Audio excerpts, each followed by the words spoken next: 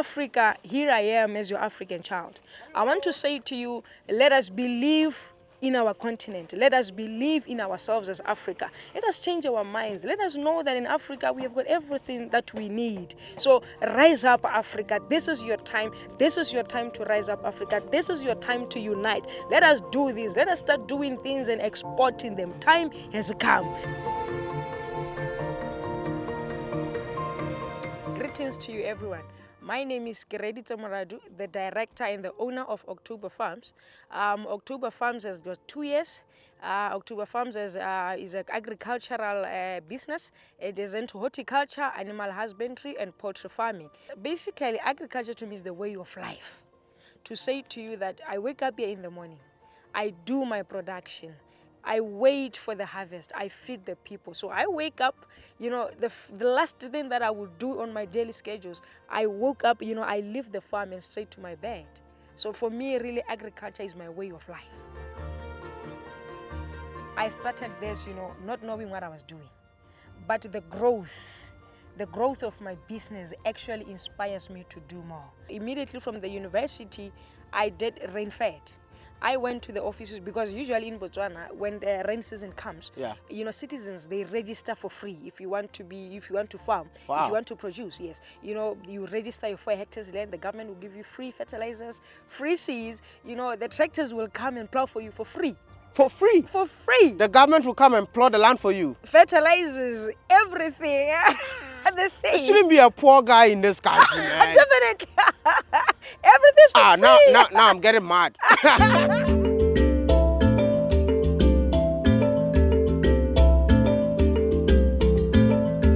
This would definitely be my first time of seeing someone just farming onions. I mean, why did you venture into onions? Yes, really my inspiration, I was inspired by one farmer in Zambia, the Z farmer. She mentioned something about, making a million out of onion production. So that's where basically I got the inspiration from. So you also wanted to make the million? Definitely. We are into this for money. I've never met Z farmer, but I think you're an inspiration, yes. And I can't wait to meet you, because for you to inspire someone in Botswana, which means you're doing a great job. Definitely. How long have you been farming? I actually have 2 years. 2 years in farming? Yes. 2 years, just 2 years. How? Which means you recently started. Thank you. Really, I would say to you that at first, I never knew what I was doing. But this thing, when I started, I saw that, oh wow, this was working. I started just with rain-fed production. I was not having these irrigation pipes and everything. But when I saw that, wow, this thing could work, that's where now I said, wow, I could be serious with this. What were you doing before you ventured into farming 2 years ago? What were you doing? Basically, I moved straight from the University of Botswana, where I got my degree, and straight into farming. Actually, I'm a graduate from the University of Botswana, who did computing with finance. So what basically happened was that, I ventured into farming immediately after graduating, from the University of Botswana.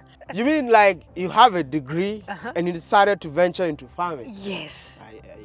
Sorry, I'm gonna ask you. They're not listening.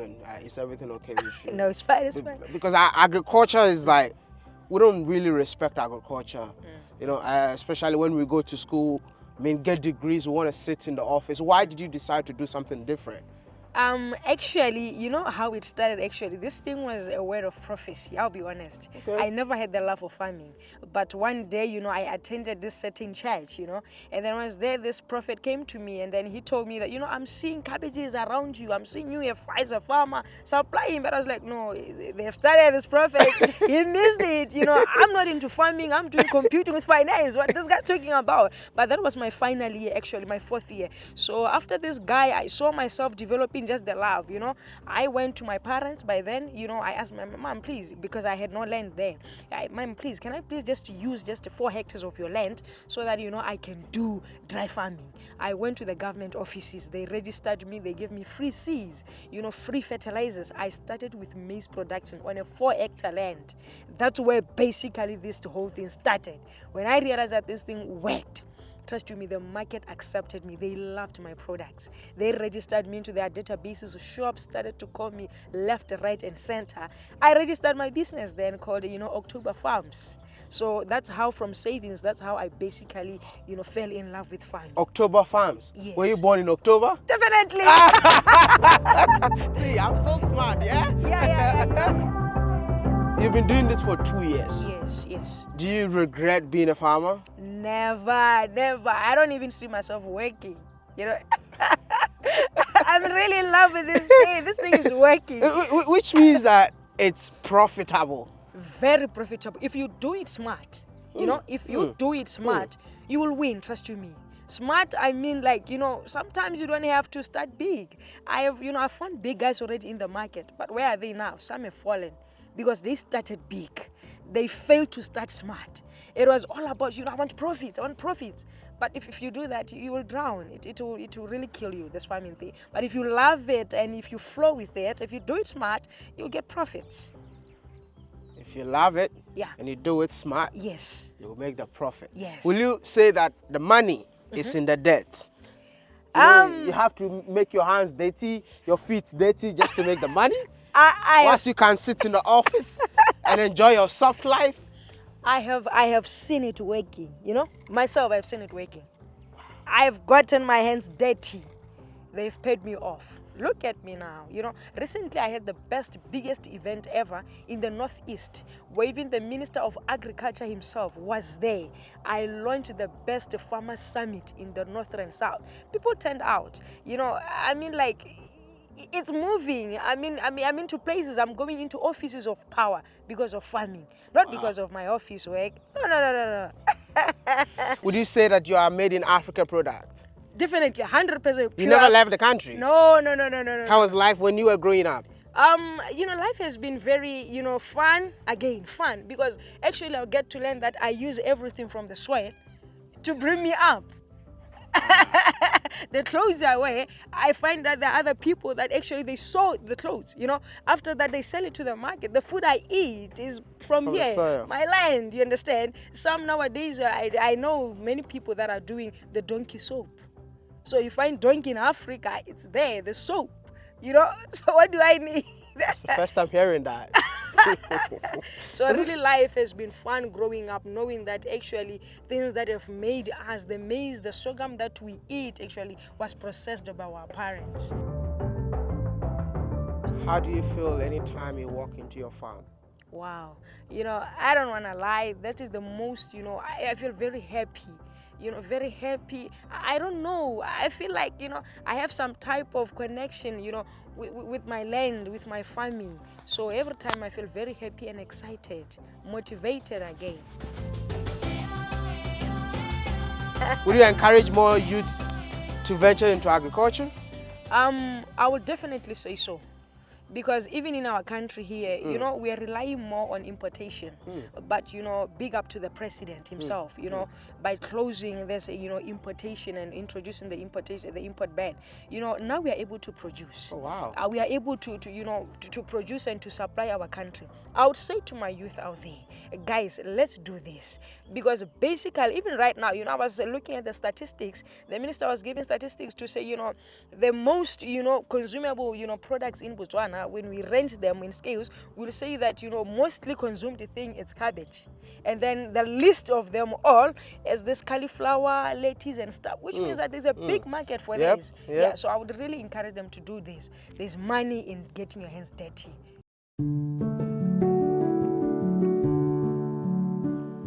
Was it really a capital intensive project for you, or you started from somewhere with no money? I actually, like I was saying, that immediately from the university, I did rain-fed.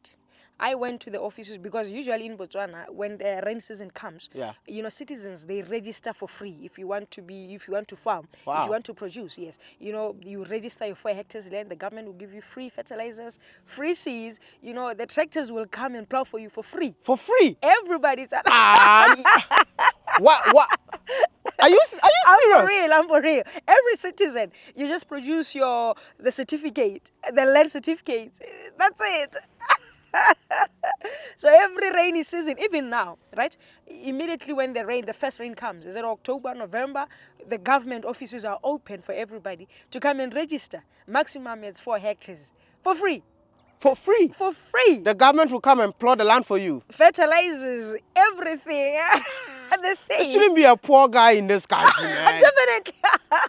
Everything's for free. Now I'm getting mad. Because I met a guy on the street and he's like, he's so poor. He said, I said I have to take my money from my pocket and give him. No. I was scammed, man. You mean You're scammed, yeah.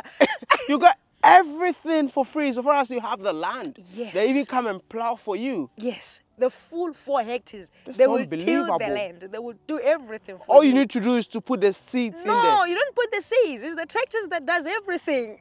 They leave the ground with the seeds inside. You just wait for rain. All you gotta do, really, your input is just to remove the weeds, the weeding.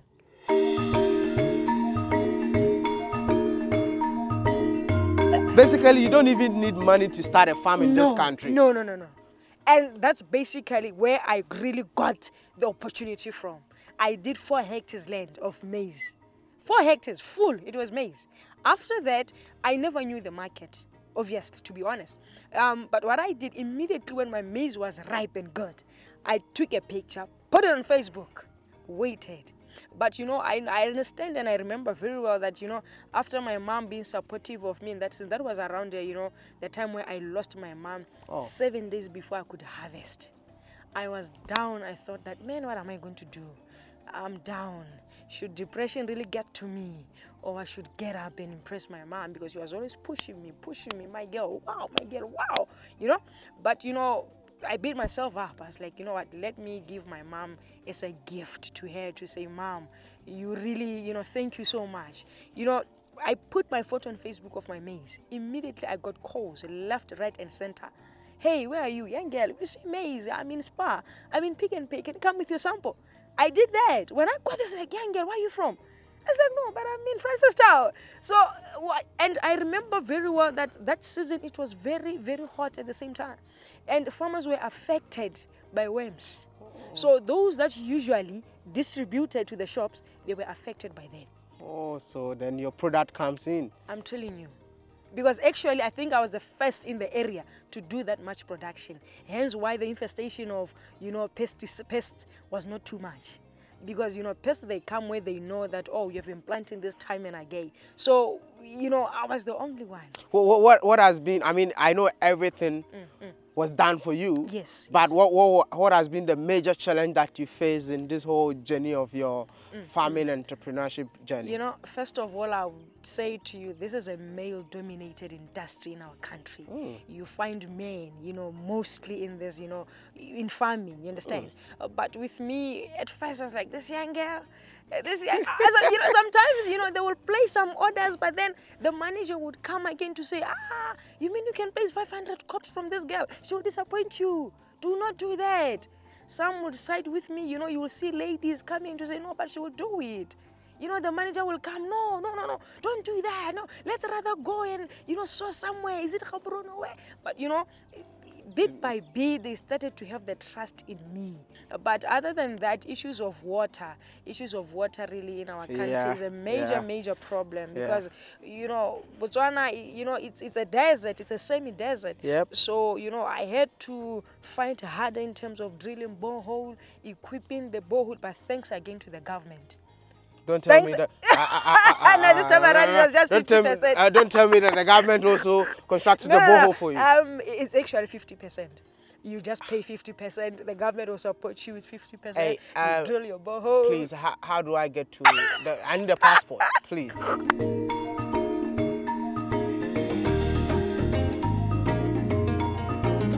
I want to move to Botswana. Hey. This is a good design. But this is, even now it's happening. Even now, actually, it's really happening. Even if you are working again, you tend to give 50%, the government will help you with 50%. That's it. So that's how you manage to irrigate your farm? Thank you. This is how actually I managed to do it. That's where I got it. It's everywhere. Everybody knows it too. Apart from horticulture, are you doing anything else? Apart from horticulture, I also into chicken production, small stock, and also cattle, but not much into cattle. But these are things that I also do there.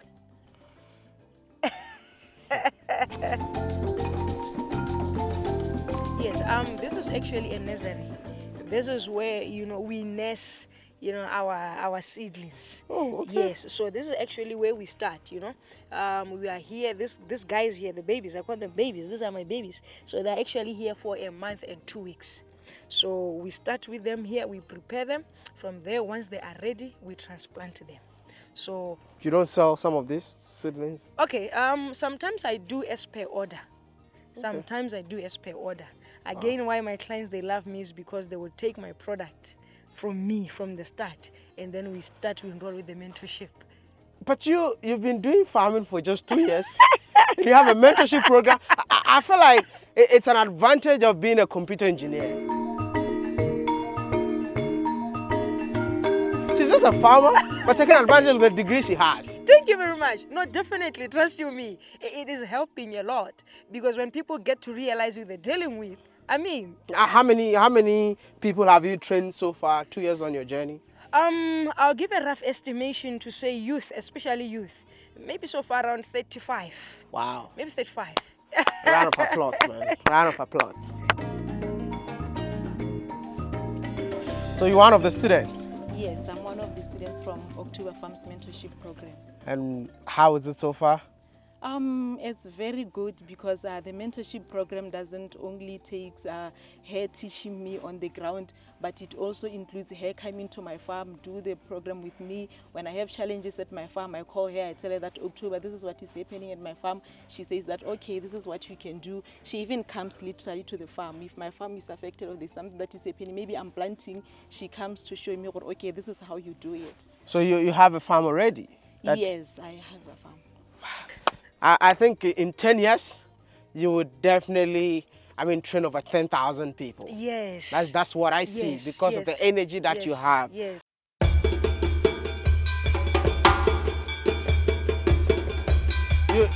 Are you close to 1 million now? because with what I'm seeing, you're a millionaire already. Yeah? Now, I will be, don't worry. No, I think the lady from Zambia needs to get her cut for inspiring you. Yeah? Yeah, true that. Z Farmer. Yeah. Please invite me to Zambia, please. Wow. Yeah, big up to the Z Farmer. Big up to the Z Farmer, you know. This is beautiful. Thank you very It much. shows the power of social media. Yes. True. Oh, look at that. That's so beautiful. Yeah. Yeah. So, but what about the animal husbandry? Why did you venture into it? Actually, just the saying which says, don't just put your eggs in one basket. Basically, just that. Because I love farming, you know. So for me now to divert is when I do something again around farming. And you're doing organic farming, so basically the just get manure for free, transfer it back there, life goes on, you know. So basically just that. Wow. Just that. That's a beautiful one. Yes. What kind of breeds are these ones? These are Tswana breed. Oh, Tswana. We the sheep. Yeah. Oh, you have actually sheep the too? dope. Yeah. So. Don't run, man. Don't run. These are the doper type. Okay. Yes, but this one's a mix of Tswana and the red Kalahari red. Yes. I know you started by growing corn. You ventured into onion farming. You're also into animal husbandry. You still got poultry? Yes. How many people have you employed so far? Because actually, I would say to you, when we started at first, we were like 2. It was only me and the guy that I hired.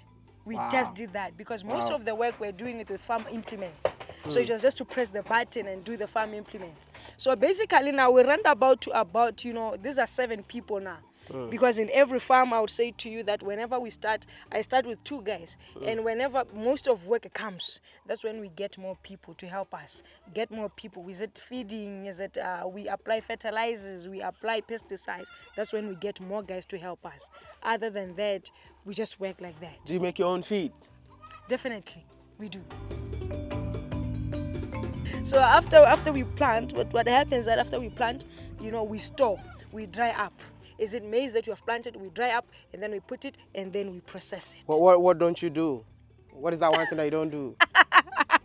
I don't know. But I want to do my own seeds one day, So do you think agriculture or farming can make one a successful entrepreneur? Definitely. I have seen it, trust you me. In this period of 2 years, I have seen it. Start smart. Do it smart.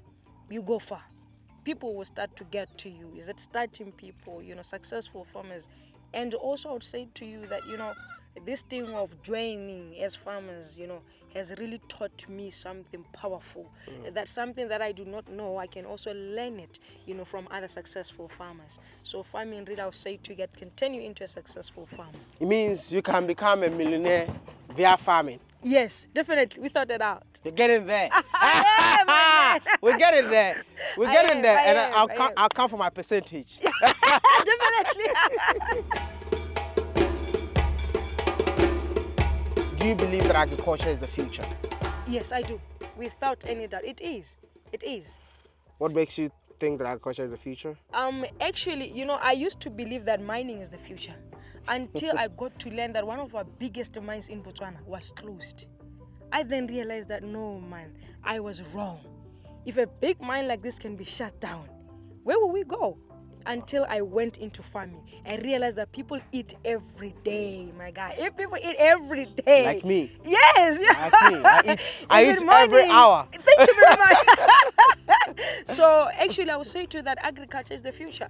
The more population increases, the more people will eat, the more production is needed. Wow. You understand? Yeah, so agriculture really is the future for tomorrow. Agriculture is the way to go. Agriculture is the way to go. I mean, if you had a chance to change one thing in Africa, what will it be?